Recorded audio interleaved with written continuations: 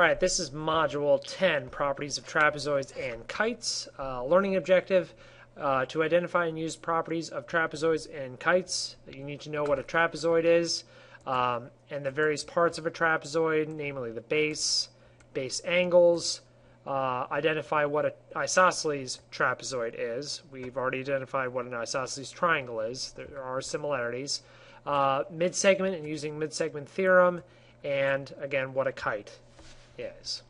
So, definitions. A trapezoid is a quadrilateral with exactly one pair of parallel sides. So if you have a four-sided figure, quadrilateral, one pair of parallel sides, which means you label it like this. That would be an actual trapezoid.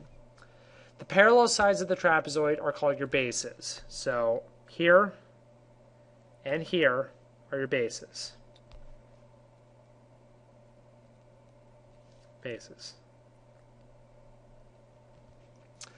A trapezoid has two pairs of what's called base angles. Your base angles would be this guy here and this guy here. This guy here and this guy here. And the non-parallel sides of the trapezoid are called the legs. So that'd be like this guy and this guy. And if the legs of a trapezoid are congruent, then the trapezoid is called what's called an isosceles trapezoid. So if I have two congruent legs, so I draw my trapezoid, I have my parallel side here. If I have this side and this side, the leg, are congruent, we can call it an isosceles trapezoid. Now up here, just to make sure, we have to make sure that we don't know that these angles are congruent. They could be congruent. We don't know the answer to that, but we do know that these guys are going to be supplementary because we have consecutive pair of interior angles, two parallel lines cut by a transversal. So, trapezoids, here's your pictures. You have your base, you have your legs. The isosceles trapezoid, again, you have your congruent legs here, and you have your two parallel lines here. So the theorems that are associated with this. If a trapezoid is isosceles, then each pair of base angles is going to be congruent. That means, similar to the figure that I did, that means you have this angle will be congruent with this angle. This angle here will be congruent with this angle here.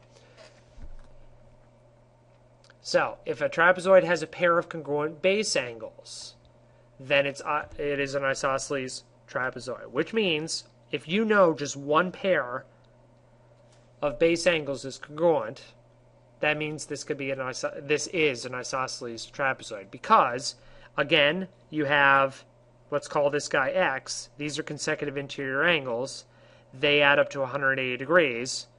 Well, it would have to be the exact same because they add up to 180 degrees. So, if you see the labeling that's associated with just this, that means it's an isosceles trapezoid because of the base angles. And last but certainly not least, 8.16. Trapezoid is isosceles if and only if the diagonals are congruent. So if we draw diagonals, remember non-consecutive vertices are connected by a line segment. So we have these two are diagonals. If those are congruent, so for example I label it with this and I label it with this, that means that this is an isosceles trapezoid because of the diagonals being congruent. The other way to indicate it, if you like letters, you have A, B, C, D. You could also do AC's segment is congruent to DB's segment. Okay, so here's some application. The stone above the arch in the diagram is an isosceles trapezoid. They tell you that. So if you know it's an isosceles trapezoid, all of those theorems in this slide hold true. So it's asking you to find the measure of angle K, the measure of angle M, and the measure of angle J. So we have the labeling as such. So all you have to do here, if we know this is an isosceles trapezoid, that means base angles are congruent. So if this is 85, that means this has to be 85 degrees. Since we have two parallel lines cut by a transversal, that means consecutive interior angles are going to be supplementary. So these two angles are going to be supplementary. So you need to set up an algebraic equation that I'll actually have you solve. So let's say we say this is x here. That means 85 plus x is going to equal 180 degrees. If I subtract, I get x equals 95 degrees. That means my base angle here is going to equal 95 degrees.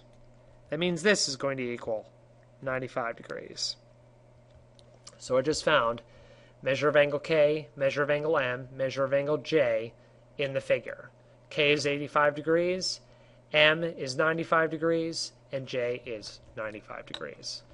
Base angles are congruent. We have 85, 85, 95, 95, and the legs are congruent as well. And it's a trapezoid because you have one pair of parallel sides.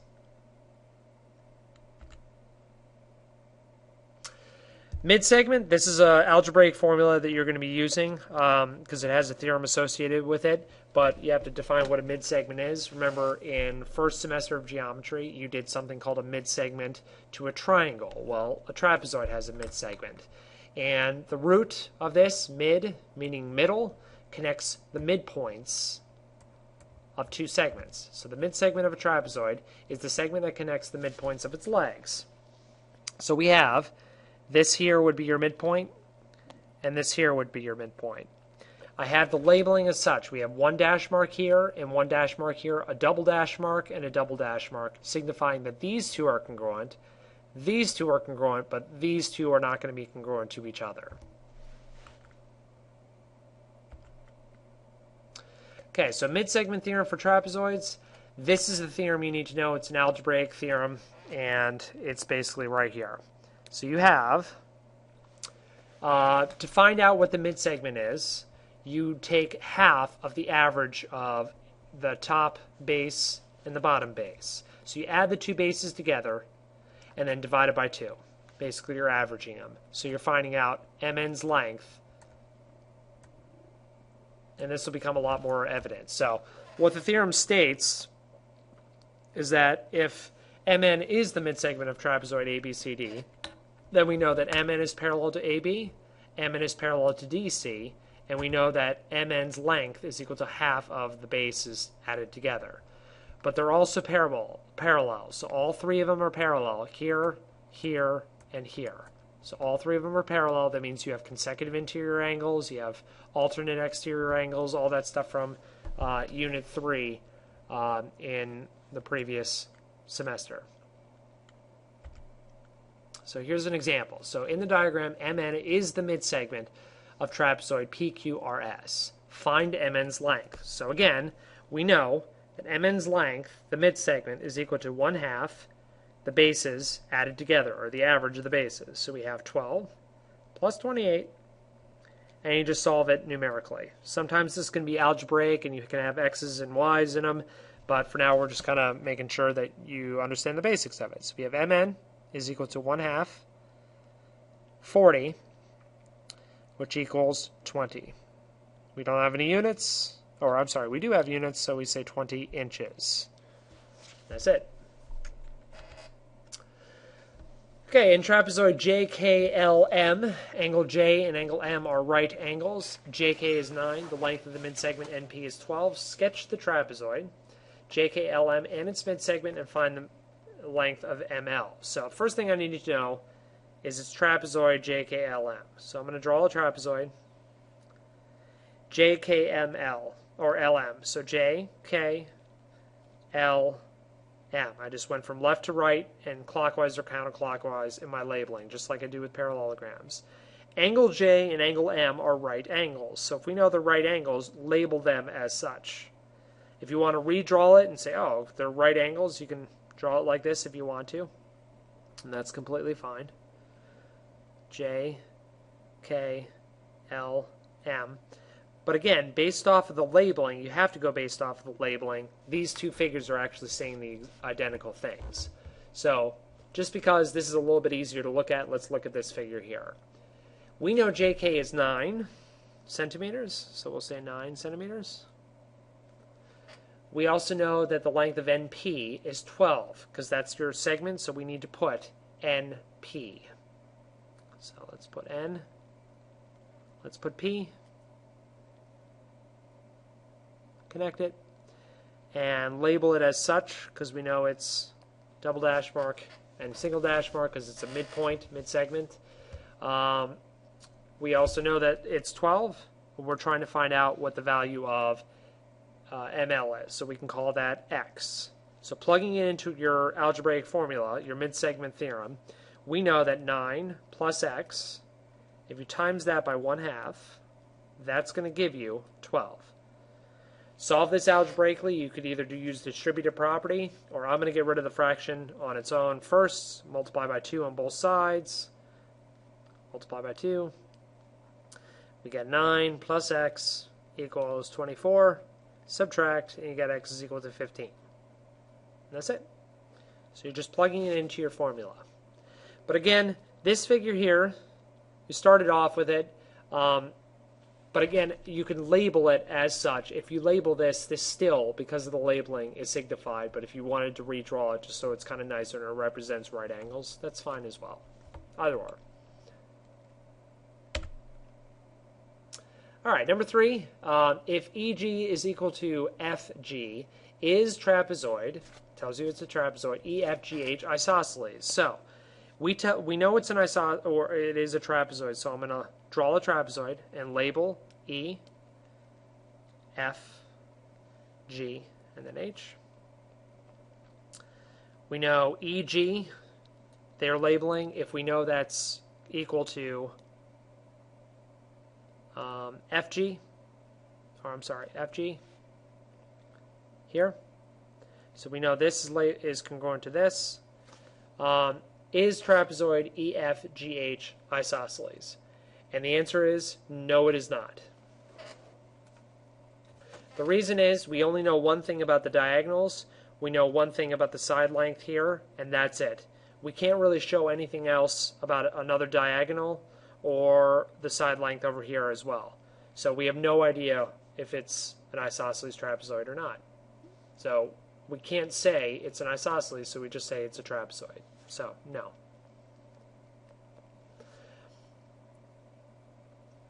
In this figure, if we know that HEF is 70 degrees, so HEF is 70 degrees, so I label it as such, and FGH is 110, so FGH is 110 degrees. Okay. Is trapezoid EFGH isosceles? Well, let's see what we got.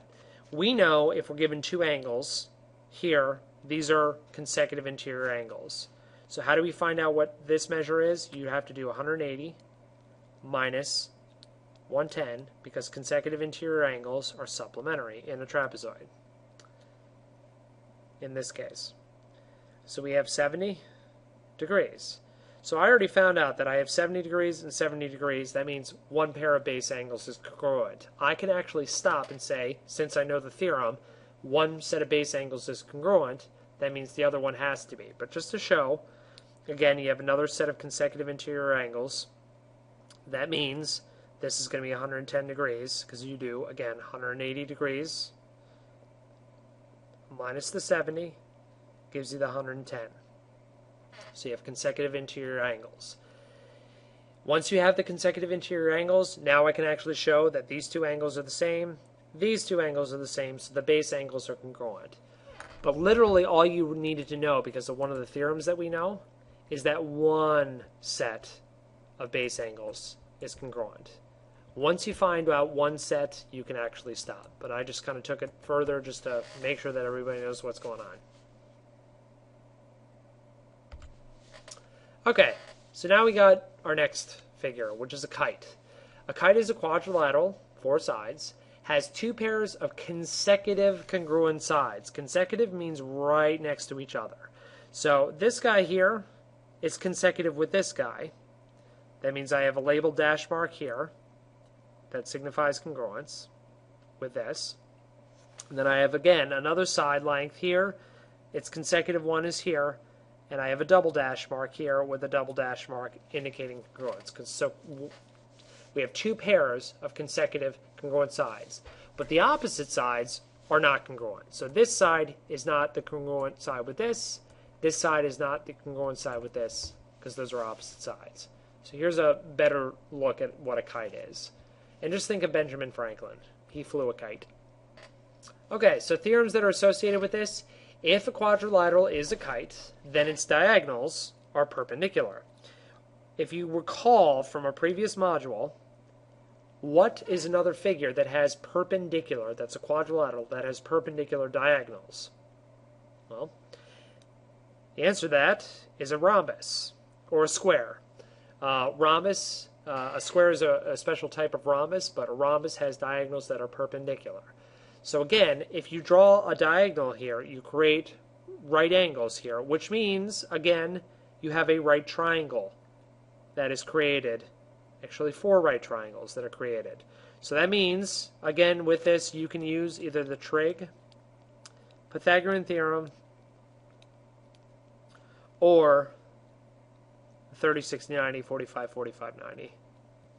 Okay, and theorem 8.19, if a quadrilateral is a kite, then exactly one pair of opposite angles are congruent. So, if we know, based off of the labeling, that this angle is congruent to this, and let's say this angle was another label, and this angle was another label as well, that means that this has to be a kite. So, we have this, congruent to this, one set, exactly one set, of opposite angles are congruent. They are opposite because they're right across from each other, and the other ones are not congruent. That means it has to be a kite. Okay, so in this figure, find the measure of angle D. If we use the previous theorem, if a quadrilateral is a kite, then exactly one pair of opposite angles are congruent. In this case, we have one set of opposite angles, but they're not congruent. We have 124 and we have 80. So it means we need to find angle D, and we need to find angle F as well to find out what angle D is. The reason I've labeled them congruent is because of that previous theorem. That means that this angle has to be congruent with this angle. So, if that's the case, in a quadrilateral, let's call it X here as well, we have 4 sides, or 4 angles in a quadrilateral. That means that they have to add up to 360 degrees. That's a previous theorem. If you want to make sure you have the 180 times n minus 2, and you do 4 minus 2 because you have 4 sides, and times it by 180, you get 360. Okay? So, and that's the case. We got 124 plus x plus 80 plus x. That equals 360 degrees. What I see a lot of people adding it to or setting it equal to is 180 degrees because they're so used to 180. So please make sure you keep track of what you're adding it to and what you're setting it equal to. So if I solve, I get 360 equals, I'm going to do my like terms of 124 and 80 gives you 204 plus 2x. Subtract, we got 156, divide by 2x, or divide by 2, and you get x is equal to 78. So we have 78 degrees because once we plug it back in, we still get 78. So the measure of angle D is 78 degrees. And that's it. Okay, in this one it says find the missing side length. So I know that I have this part here and this part here.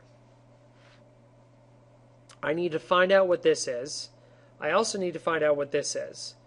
Because in a kite, that means this is congruent to this, and this is congruent to this. So we really need to find out 2 different parts of the figure. So the thing you have to remember is you have right angles that are formed when the diagonals intersect within a kite. So I'm going to find the first one. I'm using Pythagorean theorem. So we have 6 squared plus 3 squared equals x squared because it's a right triangle. If I add, I get 36 plus 9 equals x squared get 45 is equal to x squared. Find the value of x, you take the square root of both sides. And if you want to plug that into a calculator or simplest radical form, it really doesn't matter. It's completely up to you.